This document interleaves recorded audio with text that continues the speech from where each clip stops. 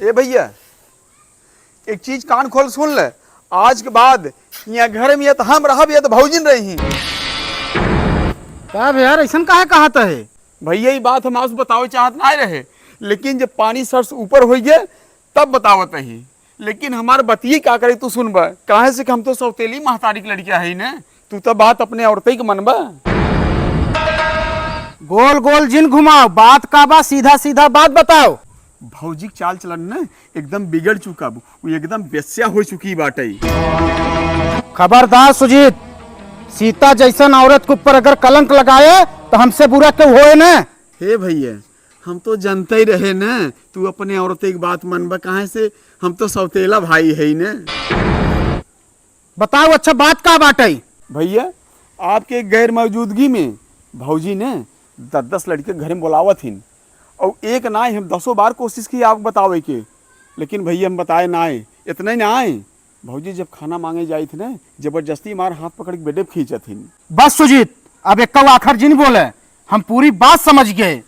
कलुआ के माए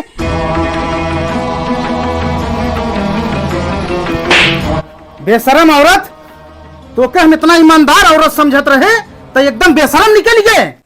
ऐसा काहे बोलत है? आखिर बात का है जो ना आगे बिना कहे तू मार दिया हमें?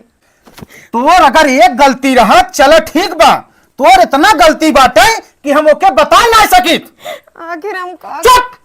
अगर अब एक काखर भी अगर बोले ना तो सीधा तोर जवान खींच के बाहर फेंक दे भाई।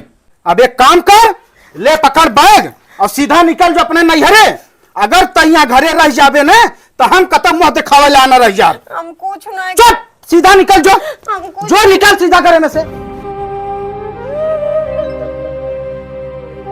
अरे करीजा, हमार तो हर रास्ता न बिल्कुल साफ हो गया। हम भौजैया के ऊपर न झूठा कलंक लगा के भैया चढ़ाई दे, भैया मार को नैहरे हमेशा हमेशा के लिए भेज दिहन।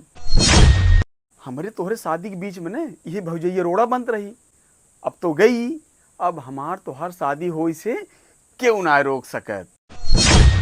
और जौनी दिन तू दुल्हन बन के हमरे घरे अबू न, बस 2 दिन बाद खानवा में जहर मिलाए के दे देबै, और भैया जाए मरी। पूरी जगह जमीन के मालिक हम और तू।